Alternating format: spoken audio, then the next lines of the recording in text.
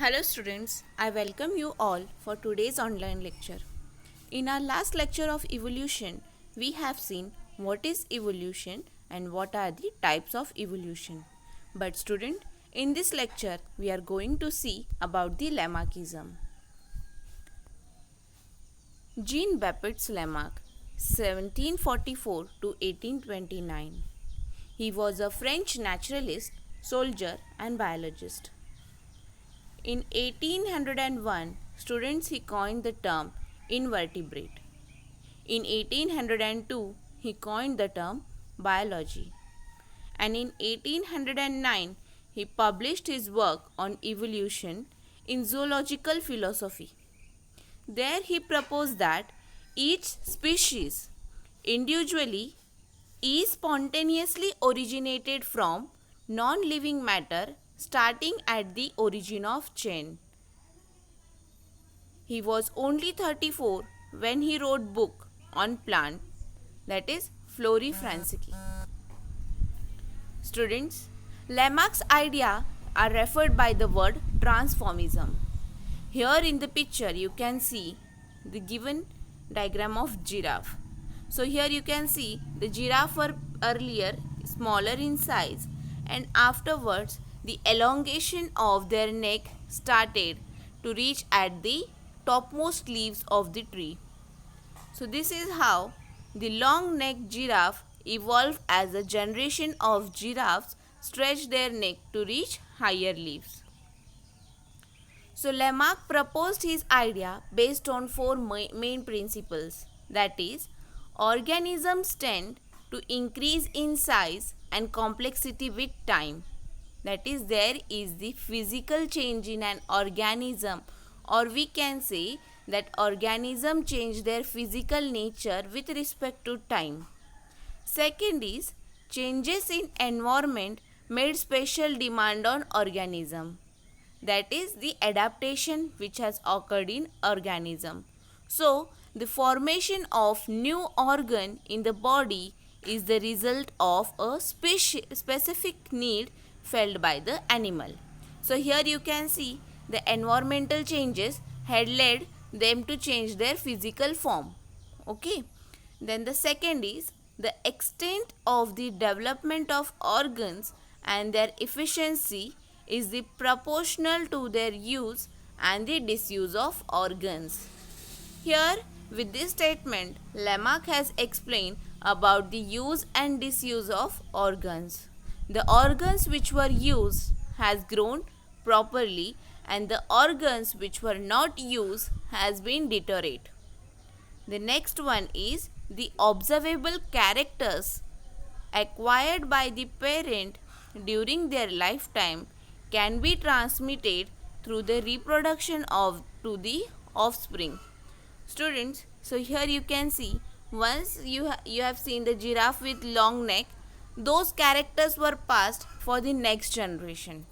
So the observable characters acquired by the parents during their lifetime can be transmitted through reproduction to their offspring.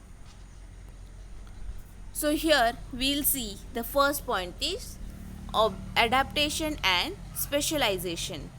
So Lamarck noticed that organisms adapted to a particular place had well developed specialized organs.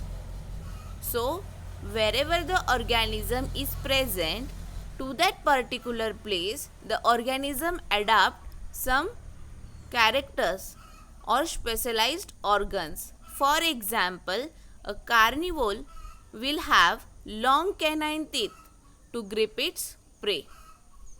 The next is the law of use and disuse. He proposed that if an organ is used a lot, it will develop and strengthen. That is the law of use and disuse. Once any organ is used, so here in the picture you can see the giraffe is using his neck to grab the leaves of the topmost leaves of the tree, and hence the organ is getting developed. But the next is, if it is not used, it will degenerate. So the giraffe or the organism whichever part they will not use, it will get degenerate. For example, the things which has happened in human nature, the tail which is of no use, now it is being degenerated. So student, he called this law the law of use and disuse. The next is of vestigial organs. Some non-functional organs are called as vestigial organs. If we comparative to the anatomy, showed that these organs resembled those which were much more developed with particular function in other species.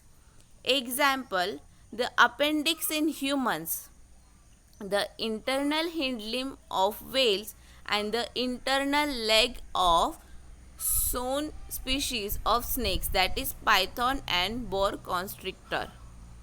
So these were all about the vestigial organs. And now here you can see the fourth principle of Lamarck, that is inheritance of acquired characters. So the modification could be transferred and impressed on the germ cells to affect the further generation. Thus, inheritance was viewed by Lamarck. The long neck of giraffe had evolved as a result of generation of giraffes stretching their neck to feed on the leaves of the tall trees due to the food shortage. So here you can see the giraffes were having the leaves on the trees, but due to the food shortage they have to stretch their neck so that they could reach to the tall tree. So each generation has transmitted to its offspring a small increase in length caused by the continual stretching. And hence you can see the modern giraffe has very long neck due to the inheritance of acquired characters. So criticism of Lamarckism. Student, as every theory has some demerit or every theory has some criticism, so let's see how the Lamarck has been criticized. Lamarck has not proven experimentally the use and disuse of organs can modify them. It is absolutely, yes, we can say, because if today we are someone from our generation is much talkative, it's not so that the another generation will also be the same. So this is how the use and disuse of organ can be improved. Or we cannot say then the one who uses their brain can have the same progeny. And here the experimental proof is not given by the Lamarck.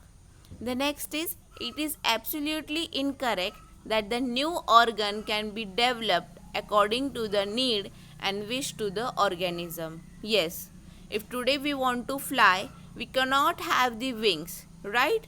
So here the Lamarck has been criticized. All the required characters are not inherited to the new generation.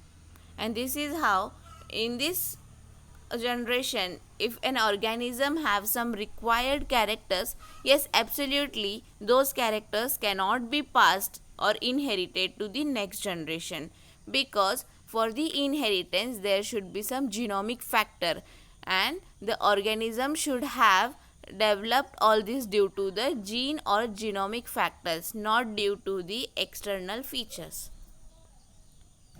Thank you, students.